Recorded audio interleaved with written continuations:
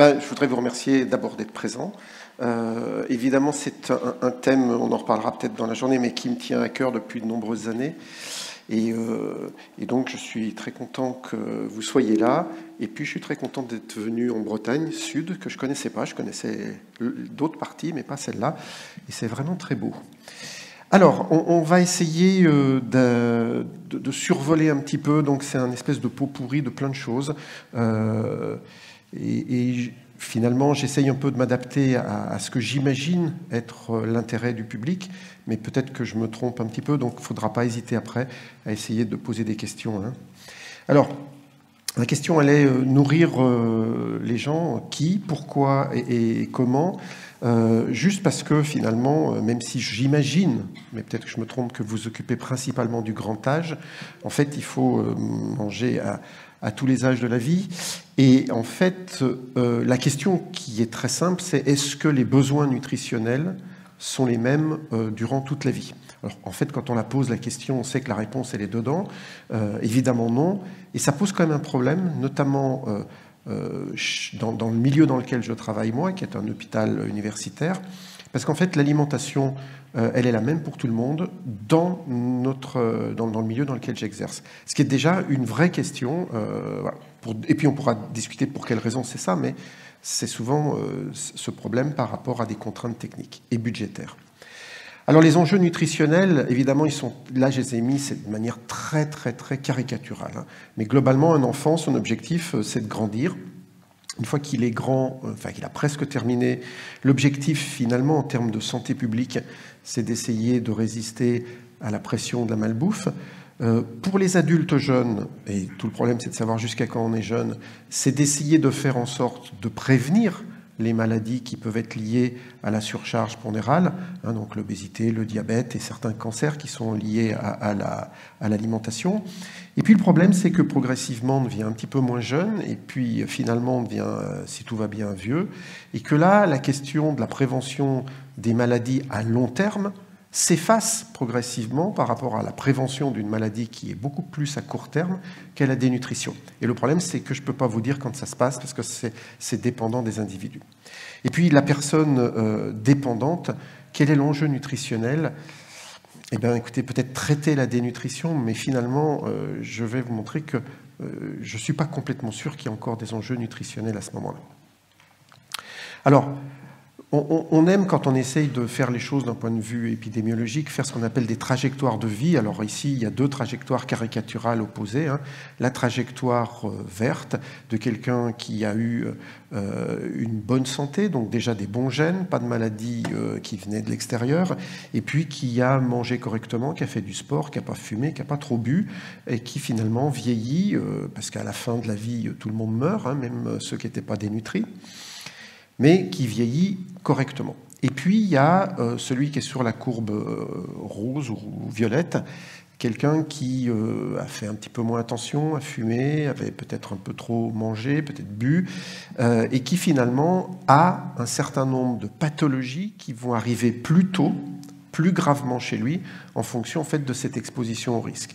Et le problème, c'est que d'un point de vue de l'épidémiologie nutritionnelle et des préventions, des messages dont on est bombardé tous les jours, l'objectif, c'est de dire aux gens, il faut être sur la courbe verte. C'est très très bien, on est complètement d'accord. Le problème, c'est quand vous y êtes plus, qu'est-ce qu'il faut faire?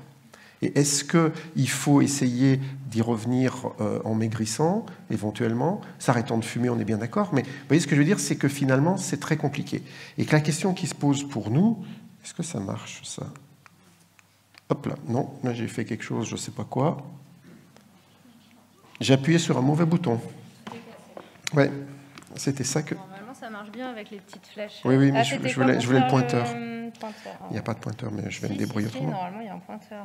Non, mais c'est pas grave, ne vous inquiétez pas. Ça, voilà. La petite lumière. C'est la lumière. Ok, elle marche.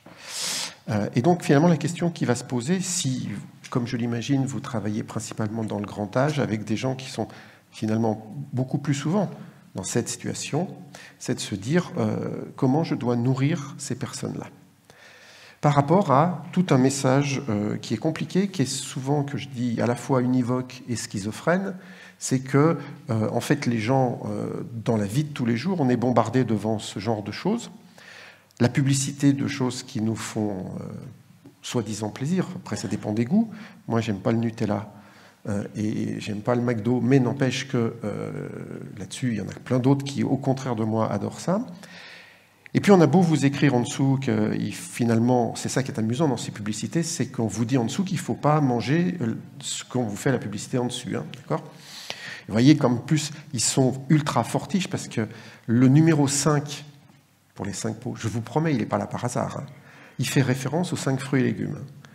Évidemment, vous savez, pour vous, si vous êtes professionnel, vous savez bien que ça n'a aucun sens, mais je vous promets que dans l'esprit des gens qui sont bombardés par manger 5 fruits et légumes toute la journée, alors qu'on vous montre que c'est du Nutella, les choses finissent par se mélanger. C'est la même chose, le Nutri-Score E, qui maintenant est dans le pire des trucs.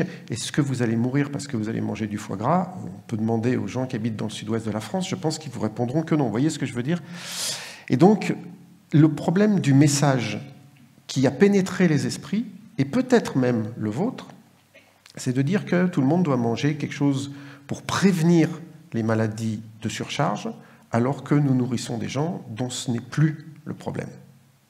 Et donc il faut vous sortir de l'idée que peut-être c'est important, alors je ne dis pas qu'il ne faut pas les manger, hein, attention, mais simplement peut-être moins être angoissé par l'idée qu'il y en a ou il n'y en a pas. Pourquoi je dis ça ? Parce que finalement, vous voyez, une vie, l'espérance de vie en France actuellement, enfin, le dernier chiffre que j'ai en 2012, c'est 82 ans. Alors 82 ans, ça paraît long, mais quand vous regardez en jours, c'est 30 000 jours. C'est toujours surprenant, hein ? 30 000 jours, ça paraît... Je ne sais pas vous, mais moi, 30 000 jours, ça me paraît court, alors que 82 ans, ça me paraît long. Et 30 000 jours, ça veut dire que, sous réserve qu'il y ait 30 000 petits déjeuners, qui en règle générale sont toujours à peu près les mêmes, ben finalement, une vie, c'est 60 000 repas. Donc, ce n'est pas beaucoup. Comme je dis toujours, il n'y a pas de raison d'en gâcher un, hein, parce que finalement, ça passe vite. Et puis, la chose la plus importante, peut-être, c'est de savoir que quand on est en EHPAD, la moyenne de vie en EHPAD, puisque les gens, bien sûr, ils sont évidemment très malades, hein, et donc ils sont plus proches de la mort, et la moyenne de vie en EHPAD, c'est 2 ans. Et 2 ans, c'est 1500 repas. Donc, je repose ma question, et vous allez comprendre que finalement la réponse, elle est dedans. Est-ce que les 1500 derniers repas de votre vie vont influencer les maladies de surcharge que vous aurez peut-être dans 20 ans ou 30 ans, quand de toute façon, dans 2 ans, vous êtes globalement et statistiquement mort. Donc, nourrir une personne âgée, qu'elle soit dépendante ou pas dépendante, il faut toujours se remettre en face de ça, les enjeux, et les enjeux de prévention univoque de tout ce qu'on vous raconte, en fait, ne s'adapte pas, n'est pas fait pour ces personnes-là. Donc il faut se déconstruire ça dans la tête. Alors pourquoi est-ce qu'il faut manger pour vivre ? En fait, j'ai mis ici 2 choses qui sont importantes. Il faut d'abord construire la maison quand on est un enfant, donc il y a besoin des briques pour se construire. Mais quand on n'est pas un enfant, il y a toujours des choses à rajouter, des tuiles à changer, des vêtres, enfin, vous voyez ce que je veux dire ? Donc on a, nous aussi, même quand on n'est pas en croissance, besoin de manger des choses qui sont structurales, qui vont nous construire ou nous réparer, même si évidemment c'est beaucoup plus important chez les enfants ou la femme enceinte qu'ensuite, mais on a besoin de ça. Et puis la maison, une fois qu'elle est construite, il faut lui mettre l'eau, l'électricité, le chauffage, hein, pour qu'il y ait toutes les commodités. Et c'est le côté calorique, c'est-à-dire le côté énergétique. Il ne suffit pas simplement de construire le corps, il faut qu'il soit animé. Et donc il y a des besoins.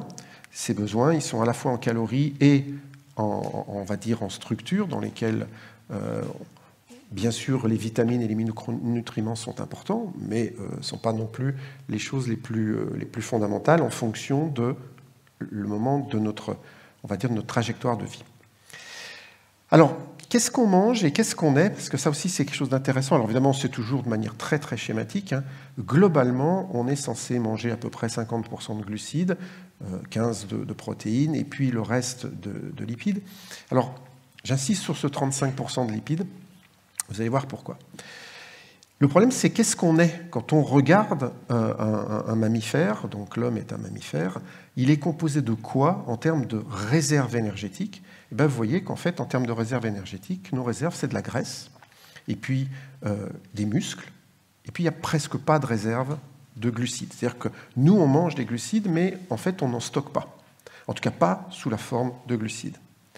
Et donc, il y a ce qu'on brûle, qui sont les calories, puis il y a ce qu'on stocke.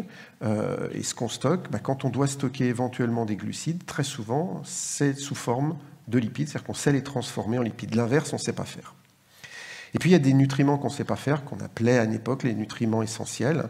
Donc, il y a un certain nombre de protéines, il y a les vitamines, il y a les oligo-éléments, il y a certains lipides, les lipides modernes, entre guillemets, ce qu'on appelle les acides gras polyinsaturés, qu'on ne sait pas fabriquer. Alors, pour revenir à ça, finalement, une fois qu'on a dit tout ça, les besoins nutritionnels que vous connaissez tous, qu'on a dû vous enseigner à l'école, voilà un petit peu ce qu'ils sont actuellement. Alors, on vous dit les glucides, voilà, il faudrait en manger 50 à 55%, puis il ne faut pas trop de sucre rapide. En France, on en mange un petit peu moins que ça. Les lipides, on vous dit 30 à 35, et puis il faut limiter certains acides gras saturés, et puis on vous regarde qu'en France, finalement, on est un petit peu plus au-dessus de ça. Et puis c'est pareil pour les protéines, c'est de 11 à 15%. Finalement, en France, on est un petit peu au-dessus. Donc ça, c'est finalement le nirvana diététique qui est enseigné dans les écoles, y compris en médecine. Et puis, là encore une fois, de même que je voulais un petit peu déconstruire les 5 fruits et légumes pour les personnes dépendantes, je voudrais juste qu'on essaye de faire chacun notre... non pas notre autocritique, mais d'essayer de voir finalement sur quoi est basé tout ça. Vous avez ici un travail qui a été publié il y a quelques années, mais c'est quand même récent, dans le Lancet. Le Lancet, c'est un des journaux les plus prestigieux en médecine, qui essayait de regarder sur une grande étude sur vraiment le monde entier, avec un suivi des personnes, avec évidemment un interrogatoire au début par rapport à ce qu'ils mangeaient, donc c'est la faiblesse de l'interrogatoire, on est d'accord. Et puis ils ont juste regardé l'évolution et le risque de mourir durant cette étude. Et là, le problème, c'est que vous voyez, alors, vraiment, il faut que ça marche ce coup-ci, ici. Là, c'est le risque relatif de mourir. La moyenne, elle est à 1. Quand vous êtes au-dessus, vous avez plus de risque de mourir. Quand vous êtes en dessous, vous avez moins de risque de mourir dans un temps donné. À la fin de la vie, tout le monde meurt, on est d'accord. Et ici, c'est la mortalité totale. Ici, c'est la mortalité cardiovasculaire. Et puis, là, vous voyez, regardez, ça, c'est l'énergie sous forme de graisse.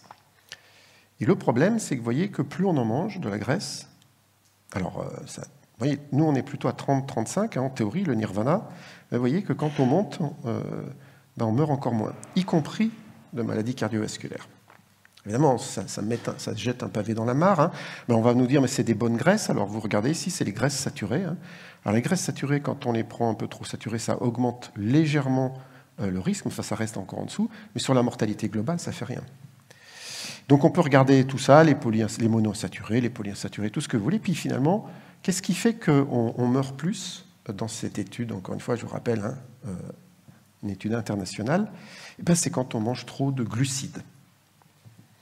Alors, d'accord, vous avez bien compris que ça met un vrai pavé dans la mare de tout ce qu'on nous a raconté depuis à peu près 50-60 ans.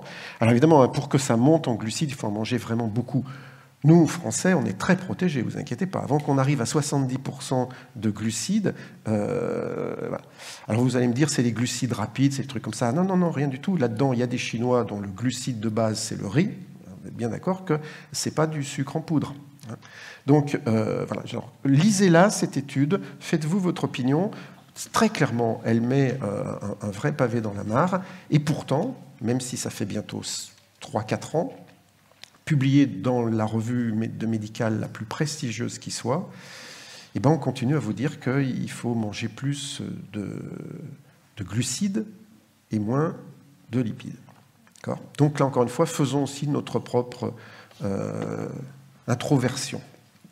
Alors les besoins énergétiques, une fois qu'on a dit que finalement quel devait être le support de l'énergie, on ne sait plus trop, mais les besoins énergétiques, je vais passer très vite, hein, il y a le métabolisme de repos, il y a l'activité physique, il y a le fait que la thermorégulation, c'est-à-dire que si vous avez froid, vous frissonnez, si vous avez chaud, vous transpirez, ça consomme beaucoup d'énergie.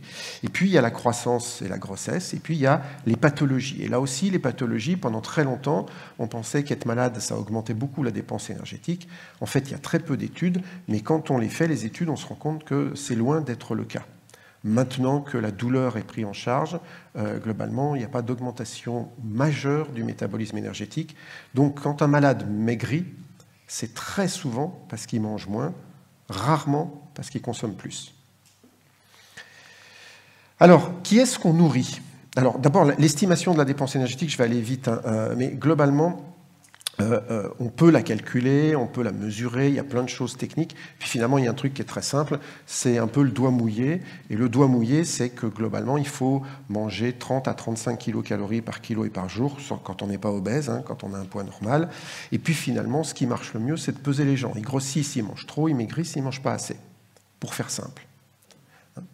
Alors, une fois qu'on a dit c'est surtout le 30 calories qui m'intéresse, hein, pour aller un petit peu plus loin, encore une fois, c'est que des approximations. Hein.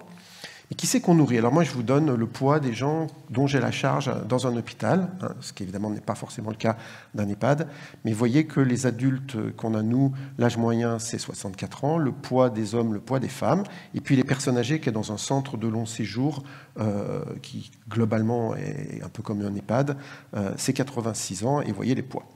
Une fois qu'on a dit ça, si je multiplie ces poids par 30 kilocalories par kilo et par jour, voilà ce qu'il faudrait qu'on apporte à nos individus hospitalisés, on va dire en moyenne 2000 calories, hein, pour les hommes un peu plus, et puis pour les personnes âgées, en moyenne 1800, avec encore une fois un petit peu plus pour les messieurs que pour les dames. Une fois qu'on a dit ça, la question qu'on s'est posée, c'est celle-là. Et ça, je vous promets que les pavés dans la mare, de manière très très générale, on peut toujours dire oui, peut-être un jour on verra bien, mais une fois que vous le faites pour chez vous, vous ne pouvez pas botter en touche. Alors je vais vous montrer un petit peu ce qu'on a fait. Là, c'est une analyse de 3 jours d'alimentation dans notre CHU. Alors, pour ceux qui sont des professionnels, regardez un petit peu la proposition, vous voyez qu'elle est parfaitement équilibrée, il y a l'entrée, il y a le plat, il y a le dessert, il y a les protéines, il y a tout. Il y a, sur le papier, tout ce qu'il faut, tout ce que les textes nous disent de faire. D'accord? Alors, on a été machiavélique, on a pris ces plateaux repas, et puis on les a fait analyser. C'est-à-dire qu'on n'a pas demandé à la diététicienne de calculer, parce que finalement, j'ai le regret de vous apprendre que tous les calculs sont faux, et de loin. Hein, donc il faut arrêter de perdre son temps à faire ça. On les a fait analyser. Alors, regardez le résultat. Alors, il y a les colonnes, hein, c'est chaque repas. Hein, et regardez ici la ligne des lipides. Là, vous voyez ce repas, pour 100 grammes, hein, il avait 3 grammes de lipides, là 3, là même 0,4. Je ne sais même pas comment c'est faisable. Et donc, voici la valeur énergétique des 2 repas. Il faut rajouter la valeur énergétique du petit déjeuner, mais je vous rappelle qu'à l'époque, je vous promets qu'il n'était pas monstrueux, notre petit déjeuner, puisque vous avez vu, c'était un petit pain de 55 grammes, et puis avec un peu de beurre si on veut. Enfin bon. Et donc, vous voyez qu'on avait, nous, des journées ici, 1500, 1300, 1005. Alors vous avez bien compris que quand on a eu ça, on s'est dit que bon, on était très très mauvais, on a essayé de faire quelque chose, et puis la seule chose qu'on a fait dans un premier temps pour se tranquilliser, c'était de savoir si on était les seuls à être aussi mauvais que ça.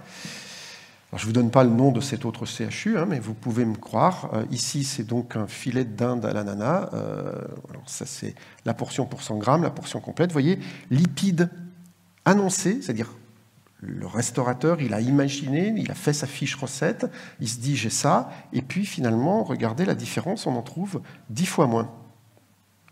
Pour des raisons dont on pourra discuter. Il y a des ingénieurs restauration dans la salle, j'imagine, et les techniques font que c'est compliqué de nourrir quand on fait 5000 repas jour. Hein, ce n'est pas les petites casseroles qu'on a nous, mais n'empêche que manifestement, ils ont mis l'huile dans la casserole. Comme elle ne s'évapore pas, l'huile, si elle n'est pas dans la barquette, c'est qu'elle est restée au fond de la casserole, pour faire simple. Alors ça, c'est vrai pour ici, je passe, hein, les pommes boulangères, c'est la même chose, les coquillettes, c'est la même chose. Donc en gros, on a un vrai souci dans certains process de fabrication que la graisse qu'on a mis ne se retrouve pas dans l'assiette. Ensuite, je voudrais insister sur quelque chose qui va peut-être vous paraître une évidence, mais je suis bien persuadé que ce n'est pas tout le temps le cas pour l'avoir déjà fait. C'est faites attention à ce qu'on appelle les grammages, parce que finalement, on vous dit qu'il faut 100 grammes de quelque chose, il n'y a rien de plus facile de mettre 100 grammes, vous rajoutez de l'eau. Ici, vous avez une patate dans sa version naturelle, et puis après, la même chose dans la version flocon, hein, c'est-à-dire de purée.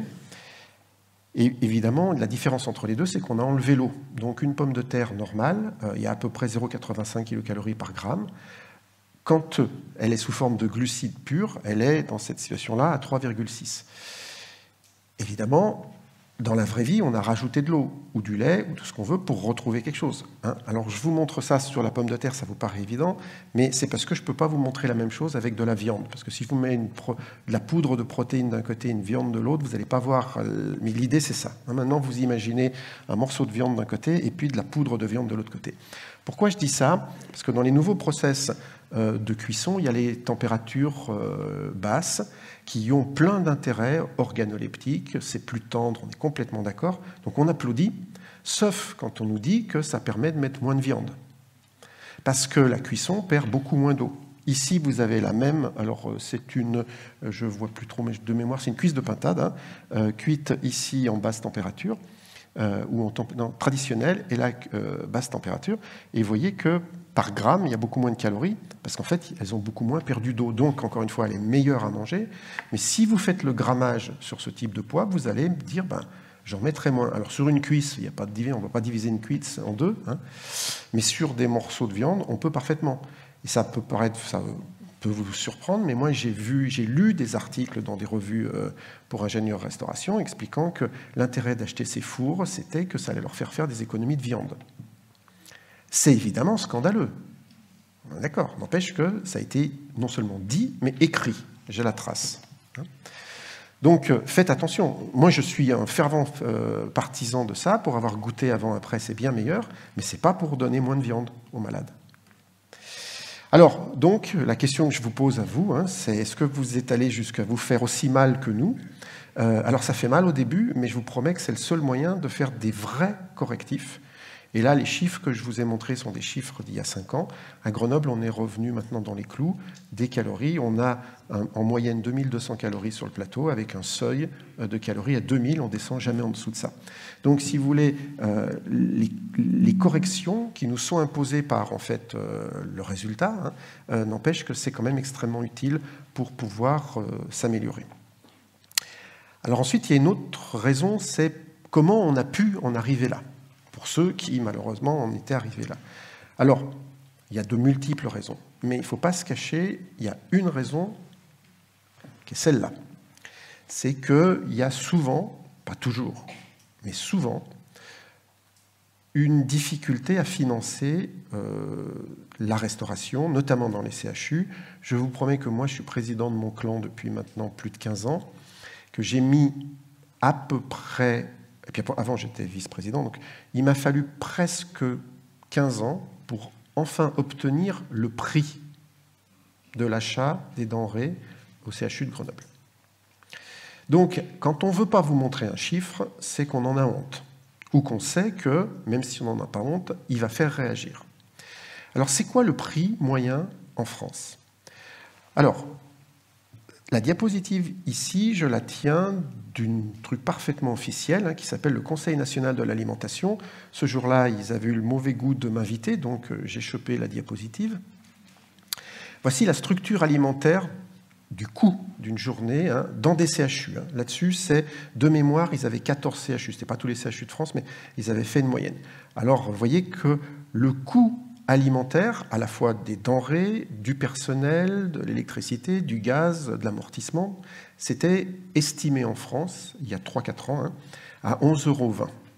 Et le prix des denrées alimentaires, hein, c'était 33%, et 33% de 11,20 €, c'est 3,73 €. Je vous promets, quand on explique aux gens qu'on les nourrit pour 3,73 € dans la journée, hein, et pas 11,20 €, parce que bien sûr, le reste, c'est des charges fixes, et que la seule, finalement, quand on veut faire des économies, c'est de dire on va acheter des produits de moins bonne qualité, ou alors des produits qui vous font croire que vous avez ce que vous avez sans l'avoir. Hein. J'ai comparé un jour des omelettes avec ou sans sel, avec la surprise de voir qu'il y avait plus de calories dans les omelettes sans sel. Cherchez l'erreur. Évidemment, il n'y a pas de calories dans le sel. Le problème, c'est que les omelettes avec sel, eh bien, l'industriel qui la fabriquait avait rajouté un petit peu d'eau, un petit peu de gélatine. Je vous promets que ça ne se voit pas. En goût, elle est de toute façon, on va dire, dégueulasse. Donc, plus ou moins, ça ne changera pas grand-chose. N'empêche qu'il vous a vendu de l'œuf. En fait, il vous a vendu de l'eau au prix de l'œuf. Et pourquoi il fait ça? Parce qu'on lui dit, c'est ce prix-là et je ne peux pas. Honnêtement, je ne vois pas quel est l'intérêt pour lui de le faire. Par contre, s'il le fait parce que les contraintes sont telles qu'il est obligé de s'adapter, ben, il y a un moment, il vous met de l'eau quelque part. Alors ensuite, il y a une autre question qui est celle du gaspillage. C'est un mot qui est apparu dans le vocabulaire il y a à peu près 4-5 ans, qui a le don de m'hérisser le poil. Alors, je vais vous montrer un argument que vous pouvez utiliser quand on vous bassine toute la journée avec le gaspillage. C'est celui-là. Alors, vous voyez que quand vous allez vous acheter un costume ou un pantalon, il y a deux manières de faire. Vous le faites sur mesure, il n'y a aucun gaspillage de tissu, ou vous achetez un pantalon qui est un peu plus long parce que vous avez un gros cul, ce qui est mon cas à moi, hein, en règle générale, j'enlève ça. Bon, enfin, c'est pas moi qui l'enlève. Hein, mais bon. Donc moi, j'achète des pantalons qui sont trop grands pour moi. En fait, j'ai trouvé que, et puis je pense que c'est la même chose pour vous, c'est beaucoup moins cher que de se le faire faire. Est-ce que le bout de tissu que je coupe, vous l'imaginez dans un plateau repas, hein, c'est ce qui n'est pas mangé, est-ce que c'est du gaspillage?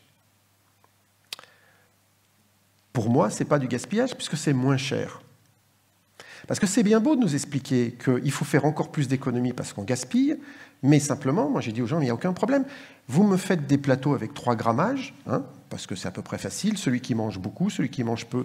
Et ça, on me dit, oui, mais je ne peux pas, je n'ai pas le personnel. Bon, donc on a déjà fait les économies sur le personnel, il ne faut pas se plaindre de vouloir faire les économies sur le plateau. À partir du moment où on veut que le plateau puisse nourrir tout le monde, les grands comme les petits, les jeunes comme les vieux, il faut bien mettre les calories, même si je donne 2200 calories à quelqu'un qui n'en a besoin que de 1800, c'est normal qu'il en laisse 400. Ce n'est pas du gaspillage, c'est juste que mon outil de travail n'est pas capable d'apporter 1800 calories à celui qui a besoin de 1800 calories. Le one size fit all, ça veut dire qu'il y a du gaspillage. D'accord ? Donc à partir du moment où on vous dit, on jette des choses, sous-entendu, personne n'osera vous le dire comme ça, mais sous-entendu, il faut acheter moins, ben, le premier des trucs qu'il faut faire, c'est d'abord voir si vous pouvez vous adapter, si vous avez le personnel, l'outil de travail pour faire des grammages adaptés aux personnes. En règle générale, en tout cas dans les CHU, la réponse, elle est clairement c'est non. Et à ce moment-là, il ne faut plus me bassiner avec le gaspillage. C'est juste normal à partir du moment où on veut donner la même chose à tout le monde. Alors, c'est quoi le gaspillage ? Le gaspillage, ben, pour moi, je veux bien dire que ce qui est acheté mais non cuisiné, ça, d'accord, ok. Ce qui est cuisiné mais pas servi, on est encore une fois d'accord. Mais ce qui est servi et pas mangé, ça ne peut pas être considéré comme du gaspillage. Donc ceux qui vous bassinent en pesant les poubelles, il faut leur expliquer qu'ils se trompent d'objectif, c'est pas ça l'objectif. On ne peut pas leur demander ça. Puis en plus, je vais vous dire, faites ce que je dis mais faites pas ce que je fais, c'est aussi facile parce qu'à la maison, qui est-ce qui n'a pas un truc qu'il n'avait pas fini de manger, vous le remettez au frigo, puis vous dites je le mangerai. Bon, vous savez très bien qu'en restauration collective, on n'a pas le droit de faire ça. Donc la chose qu'on fait tous dans la vraie vie, qui est de dire je le remangerai plus tard, ben, c'est une possibilité d'adaptation qu'on n'a pas. Hein. Et puis à la maison, on jette combien par rapport on va dire, à la restauration collective? Ben, regardez cette étude. Globalement, d'abord, le gaspillage, entre guillemets, quand on compte tout, hein, le consommateur, c'est 33%. Le gros du gaspillage est donc en amont. Et puis la restauration collective versus la restauration individuelle, ben, vous voyez ici, c'est 42% entre guillemets, les pertes et les gaspillages pour la restauration et 58 pour le domicile. Donc là, encore une fois, c'est évidemment plus facile de taper sur un truc qu'on a à peu près compris où ça se situe, plutôt que d'aller simplement essayer de diminuer le gaspillage chez soi. Alors, nourrir un malade comme un bien portant, on a posé la question tout à l'heure, hein, évidemment que non, et c'est pourtant ce qu'on fait, en tout cas dans les grosses structures. Je vous donne encore un exemple à Grenoble. On travaille actuellement pour essayer de faire des portions pour les enfants. On a dans un CHU, évidemment, un grand service de pédiatrie. Eh bien, ils ont le plat des adultes, parce qu'on n'a pas réussi à faire des petits plats. C'est trop compliqué à faire. Donc là, encore une fois, vous avez compris le gâchis, entre guillemets, hein. Et puis évidemment, les enfants, ils n'ont pas les mêmes besoins que la personne âgée en EHPAD. Et pourtant, mis à part l'adaptation, on va dire, des textures, globalement, sur Grenoble, c'est la même chose qu'on donne à manger à tout le monde. Alors les particularités d'un malade, c'est quoi? D'un malade ou d'une personne âgée, hein, c'est qu'ils ont des besoins nutritionnels qui sont conservés, voire même pour les besoins en protéines qui sont augmentés parce qu'ils les digèrent moins bien, mais on regarde ça, ils ont une satiété précoce. C'est-à-dire qu'en gros, au bout d'un moment, ils disent j'ai plus de place, je m'arrête de manger. Et donc, comment on fait en pratique pour leur donner autant de calories qu'ils ont besoin qu'un bien portant, avec des gens qui vont dire je vais manger peu? La seule astuce, c'est autant de calories et de protéines dans un plus petit volume. C'est-à-dire qu'il va falloir inventer de la restauration dense, qui n'est pas celle que nous, on va prendre si on veut éviter de grossir, on est bien d'accord. Okay, et donc, la première des choses à faire, c'est d'oublier toutes les consignes du type GMRCC, où à chaque fois, ça change de nom, donc là, enfin, de toute façon, c'est imprononçable. Et en plus, vous en foutez, vous oubliez complètement ça, d'accord, qu'on me fasse un grammage pour les enfants à l'école en disant qu'il faut qu'ils mangent des fruits et des légumes, c'est super important, mais oubliez ça chez des malades parce que vous n'avez pas la place de tout mettre. Et donc, évidemment, quand on nourrit un malade, dans les conditions, en tout cas d'un CHU, on a des injonctions contradictoires. D'abord, il faut respecter l'hygiène, il faut limiter la facture carbone, maintenant c'est nouveau.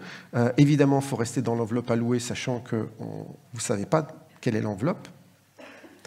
Il faut limiter le gaspillage, on vient de le voir. Il faut essayer de faire du local et du bio sans qu'on vous ait donné plus d'argent. Il faut que ça soit bon, qui est vraiment le dernier truc qui peut arriver à faire. Il faut faire aussi des régimes, vous savez, le régime diabétique, le régime machin et tout. Donc là, c'est les médecins qui ont un peu complexifié la vie de la restauration. Il faut respecter la diversité et puis il faut couvrir les besoins, qui est quand même, finalement, si moi on me demande qu'est-ce que je dois faire dans tout ça, ben, c'est le dernier qui m'intéresse, hein, en tant que nutritionniste. Tout ça pour dire que c'est simple, c'est mission impossible. On n'y arrive pas. Alors, si on n'y arrive pas, c'est bien, parce que finalement, ça nous libère, ça veut dire qu'il va falloir qu'on fasse nos propres priorités. Et donc, de nouveau, finalement, on vous demande de faire un truc qui est impossible, vous devez dire qu'est-ce que moi je vais faire, parce que de toute façon, je ne serai jamais dans les clous. Il y a toujours quelqu'un qui va me reprocher quelque chose. Donc, est-ce que j'ai une priorisation, on va dire, légaliste, c'est-à-dire que je fais tout ce que l'ingénieur d'hygiène, le vétérinaire me demande, hein, et puis je suis bien sage. Je fais aussi éventuellement du végétarien. Je ne dois plus faire du plastique. Je dois lutter contre le gaspillage, enfin, tout ce qu'on a vu.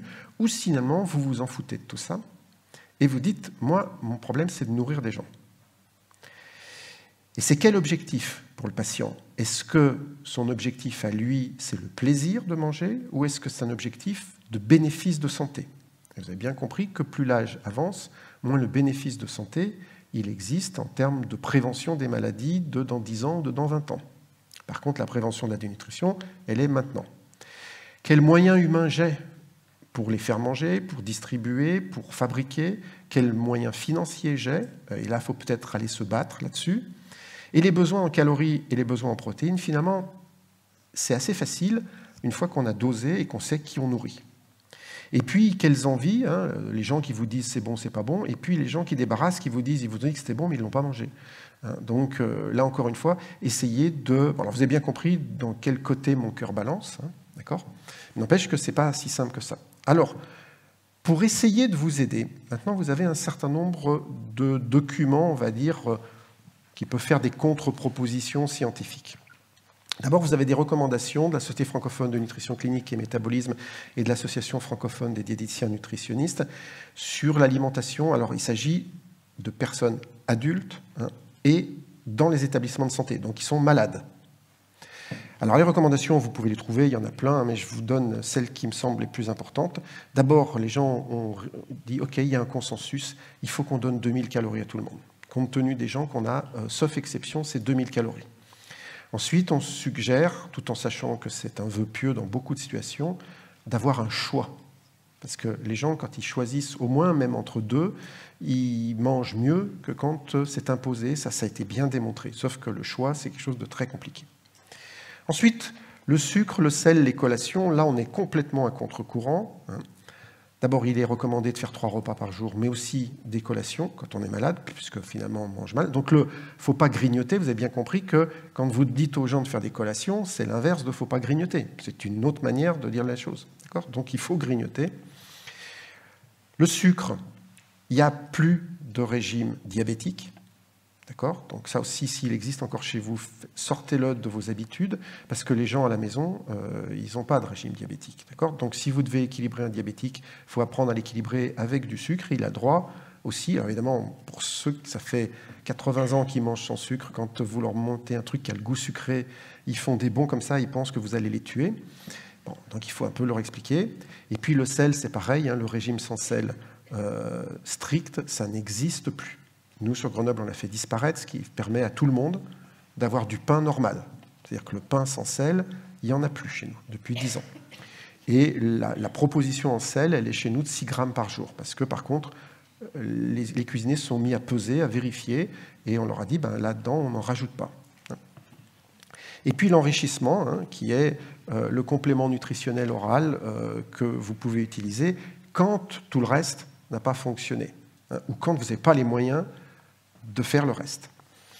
Alors pourquoi, en fait, il faut faire ça ? En fait, parce que c'est une évidence, mais il faut quand même le rappeler, la dénutrition, ça tue. Ici, vous avez un animal qui est en train d'agoniser, c'est un cheval, il n'a pas mangé, il meurt de faim. Alors chez nous, c'est pas comme ça que les gens meurent. Ils meurent pas parce qu'ils n'ont pas assez à manger. Ils meurent parce qu'ils n'ont pas assez d'appétit. D'accord ? Et donc, la question pour nous, elle est vraiment de nourrir des gens qui n'ont pas faim. Mais il faut les nourrir parce que sinon, ils vont mourir. Ils vont mourir de dénutrition, même si jamais personne vous dira « il est mort de dénutrition ». Il va vous dire « il est mort d'arrêt cardiaque, il est mort d'une infection pulmonaire », parce que la dénutrition favorise ces deux maladies-là, en partie. Mais il faut bien savoir que c'est ça qui se passe. Le problème, il est le suivant. Il y a un truc à comprendre. C'est que la dénutrition, c'est pas comme un réservoir d'essence. Le réservoir d'essence, vous tombez en panne sèche quand il n'y a plus d'essence dans la voiture. Ça, tout le monde peut comprendre. C'est cruel, surtout quand on est loin d'une ville ou d'une pompe à essence, mais c'est dur mais juste, comme disait un de mes vieux patrons. Le problème de la dénutrition, c'est que vous tombez en panne d'essence, c'est-à-dire que le corps s'arrête d'avancer quand vous avez votre réservoir qui est vide à moitié. Donc ça, il faut vraiment l'apprendre. Et comme vide à moitié, il n'y a rien qui s'allume, si vous ne faites pas attention, vous pouvez passer à côté du diagnostic. Et c'est quoi le réservoir qui est vide à moitié ? C'est le réservoir musculaire. Quand on ne mange pas ou qu'on mange peu, on va, par définition, utiliser nos réserves. C'est la base de l'amaigrissement. Alors ici, je vous ai fait quelque chose de théorique. J'ai fait un individu qui... Alors c'est un jeune complet, les gens ne mangent plus du tout. Au début, un individu normal, celui-là il fait à peu près 70 kg, il est composé, vous avez vu, grandement de graisse, et puis de muscles, et puis il n'y a pas du tout de glucides en stock. Et puis, qu'est-ce qui se passe ? On tape dans les réserves. Donc il va maigrir, on va le voir, celui-là, comme il n'était pas très très gros au départ, il va être maigre, il va avoir la peau sur les os, on va faire le diagnostic. Le problème, c'est quand, au départ, il n'était pas maigre, mais gros. Alors, je n'ai pas mis non plus énormément, j'ai juste doublé d'un point de vue théorique. Là, j'ai mis 200 000 kilocalories. En gros, j'ai mis 22 kilos de graisse. Ici, il n'y avait que 10. Ça, c'est normal. Là, c'est un peu du surpoids. Je pense, moi, probablement être ce type d'individu. Vous voyez ? Et qu'est-ce qui se passe ? Bien sûr qu'on va maigrir, mais on s'en fout parce que c'est quasiment jamais à cause d'un manque de graisse qu'on meurt. C'est à cause d'un manque de muscles. Ici, vous voyez que le malade, il va maigrir. et il va être très très maigre avant qu'il touche ce qu'on appelle le seuil théorique du décès, qui est le moment où l'individu a perdu à peu près la moitié de ses protéines, donc pour faire simple, la moitié de ses muscles. Donc encore une fois, c'est pour ça que je vous dis, on tombe en panne d'essence avec un réservoir à moitié vide. Le seuil théorique du décès, c'est ça divisé par 2. Et quand on est en surpoids, voire obèse, eh ben, on va maigrir, mais on va toucher le seuil théorique du décès alors qu'il nous reste encore plein de graisse. Et la difficulté du diagnostic de dénutrition actuel, c'est que les gens qu'on traite sont souvent des gens en surpoids, voire obèses. Et donc on peut être à la fois obèse et à la fois dénutri, ce qui évidemment, pour beaucoup de personnes, ça paraît être un paradoxe, mais c'est une vraie réalité.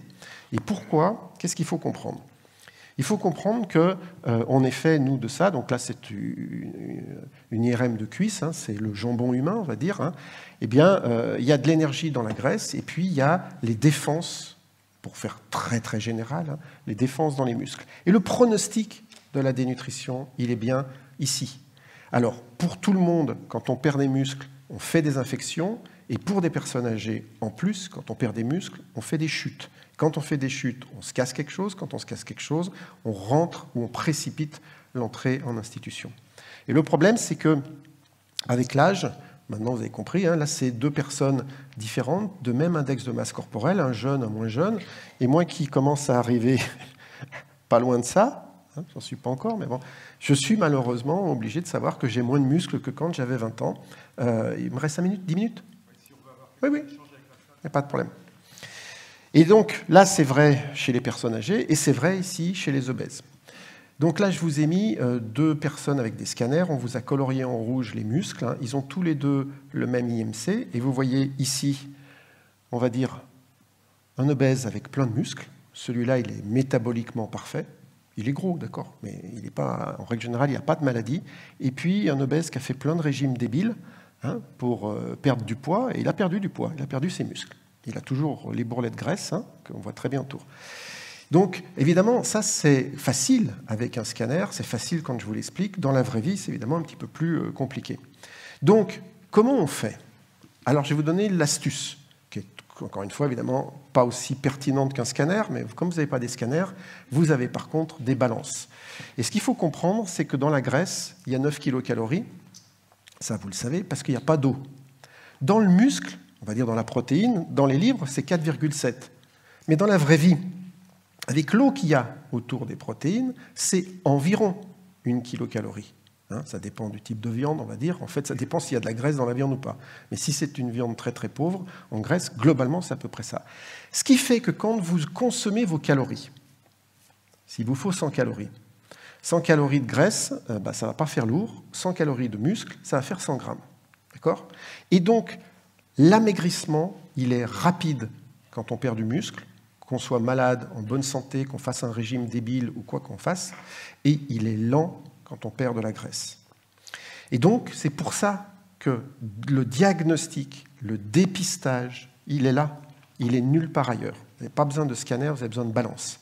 De peser les gens, qu'ils soient debout, assis ou couchés, il faut les peser. Et plus ils maigrissent vite, plus vous comprenez que ces gens sont en train de perdre du muscle. Et c'est pour ça que la dénutrition, alors c'est soit on est très maigre, soit on est en train de maigrir vite. Ici, c'est une autre association que j'aime beaucoup, hein, une autre étude publiée dans le Lancet aussi, qui est la mortalité des gens en fonction de leur index de masse corporelle. Et là aussi, ça pose problème. C'est bien que le nirvana, hein, habituellement, c'est ça, hein, c'est 18,5 à 25.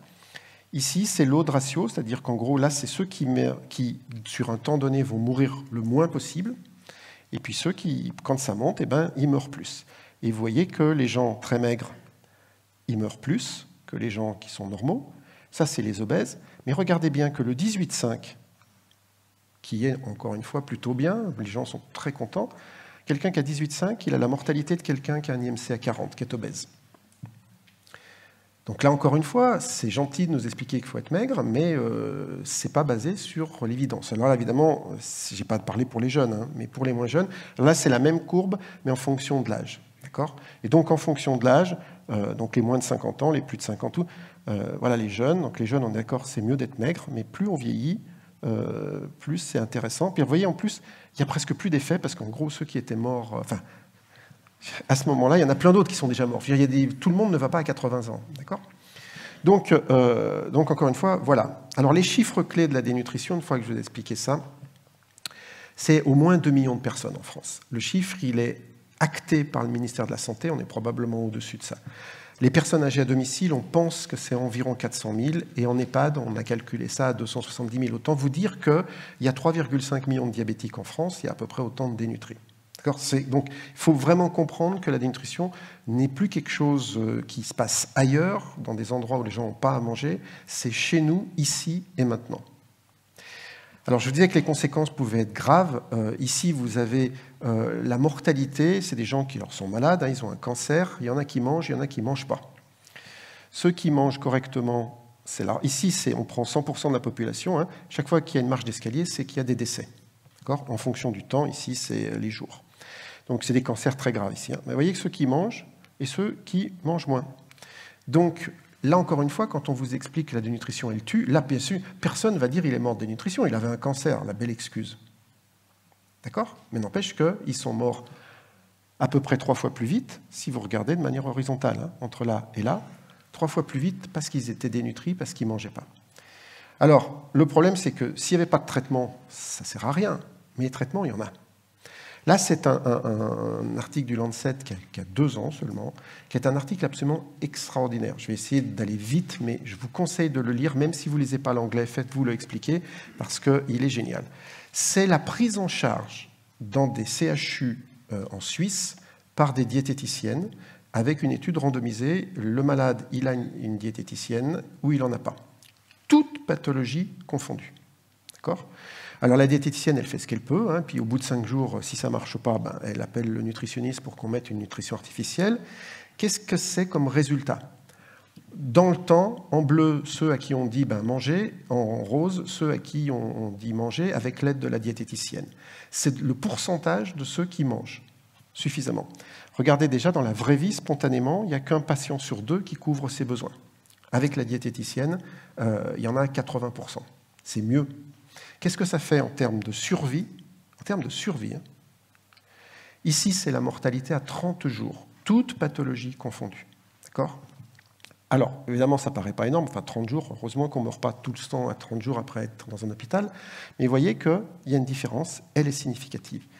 Je ne connais pas, moi, de médicaments, en dehors des antibiotiques et des médicaments de réanimation, je ne connais pas de médicaments qui peuvent se targuer de diminuer la mortalité à 30 jours. Donc, la prise en charge nutritionnelle, c'est plus fort que beaucoup de médicaments. Et vous devez sortir aujourd'hui avec cette certitude que ce que vous faites vaut bien ce que fait l'industrie pharmaceutique. Simplement, on ne vous donne ni les moyens, ni la reconnaissance. Mais ça, il faut vraiment en être persuadé.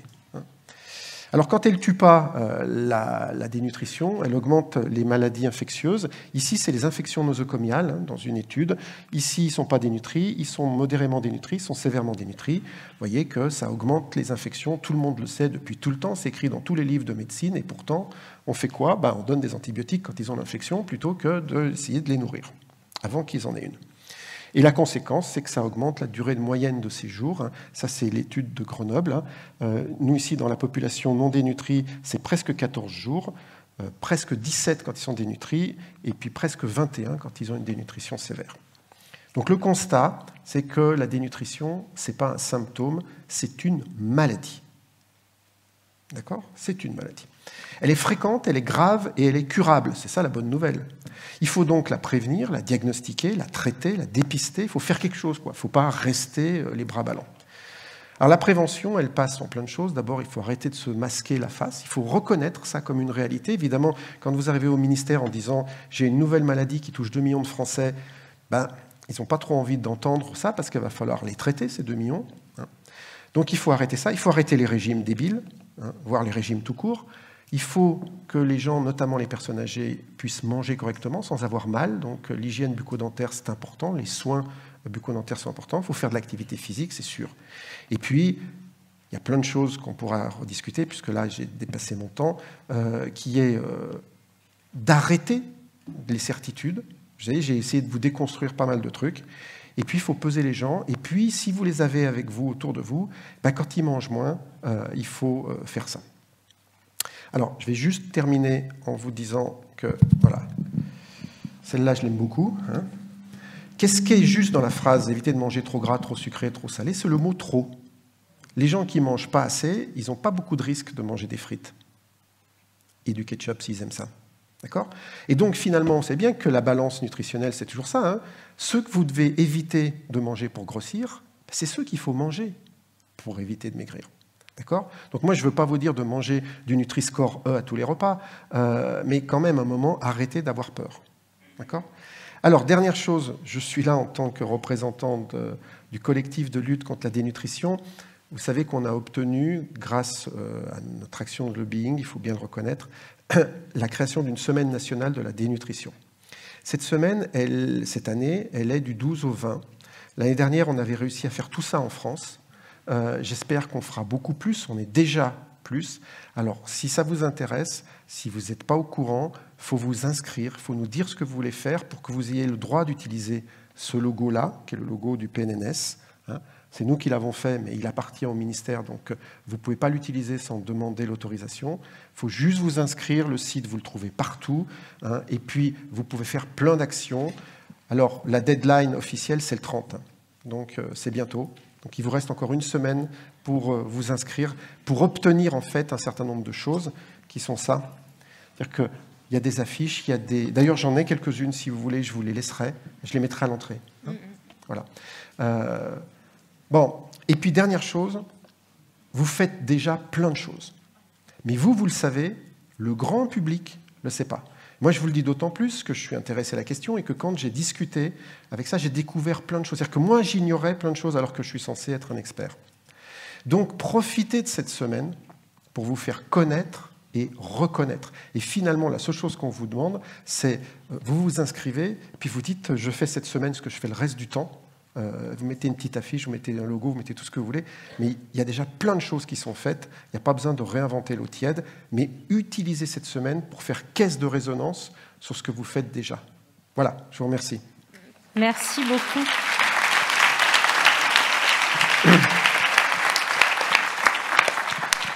On est un peu en retard, mais on va quand même se faire le luxe de quelques questions, parce qu'on n'a pas très envie que vous arrêtiez de parler. Alors, je ne sais pas si certains veulent prendre la parole. Il y a des micros qui circulent, soit des questions, ou soit des réactions, ou quoi que ce soit.